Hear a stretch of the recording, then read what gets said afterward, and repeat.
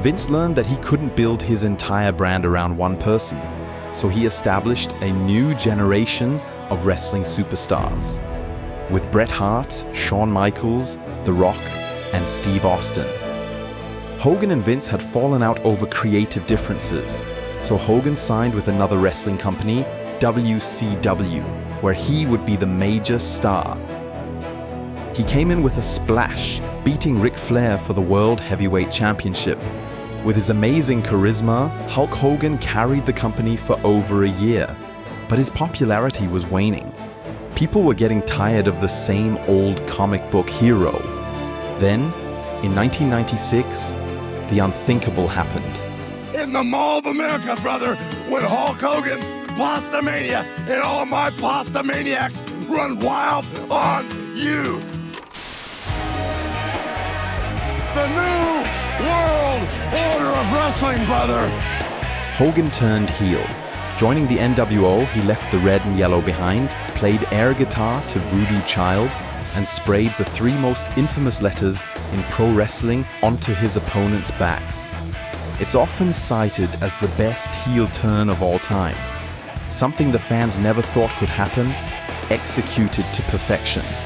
All the training, the prayers, the vitamins, all the stuff I did for the kids, I did it for the money.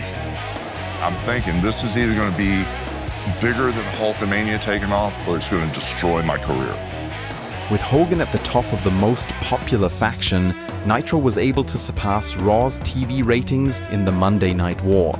WWE was invading the WCW, and the weirdest thing was, the nastier we got and the more bottom feeders we became, the more the fans cheered for us. The whole NWO run changed the business completely. The NWO mirrored the corruption of innocence that defined the zeitgeist of the late 90s, celebrating a new kind of realism. Comic book heroes were burned at the stake, conventional good guys buried by the New World Order under Hollywood Hogan. Sometimes you get bigger than the company, and that can be a problem. In the end, Hogan's selfish backstage politicking contributed to the downfall of WCW. But it was the NWO that lit a fire under Vince McMahon that fueled the competition that led both promotions to excel. Hulk Hogan built WWF into the biggest entertainment brand in the world. Then he went and oversaw the rise and fall of another wrestling empire in the WCW. Now, he returned to his roots with renewed popularity and high-profile feuds.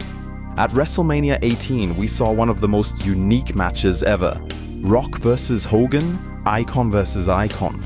The biggest stars of two generations clash in the ring on the grandest stage of them all. It was an incredible match, and it was a real lesson in ring psychology for me. It was one of the first big matches where the roles were reversed. Hogan was supposed to get booed, but the fans cheered louder for him than for anyone else that night. A few weeks later, he became the last WWF Undisputed World Heavyweight Champion, shortly before the company changed their name to WWE. In 2003, he left the company again to have a long overdue knee surgery and allow his body to heal. The immortal Hulk Hogan! I'm back, boys! In 2005, the now Hall of Famer returned for one last run, where he won every single match. When I'm on camera, brother, I'm a great guy. But when that camera goes off, brother, it's a different story, brother. Shawn Michaels was frustrated because Hogan refused to lose even once, which led to their iconic match at SummerSlam 2005. Let me tell you something, brother.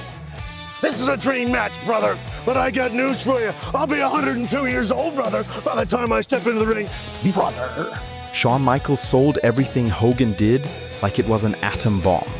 None of it was scripted, which is what made it so good.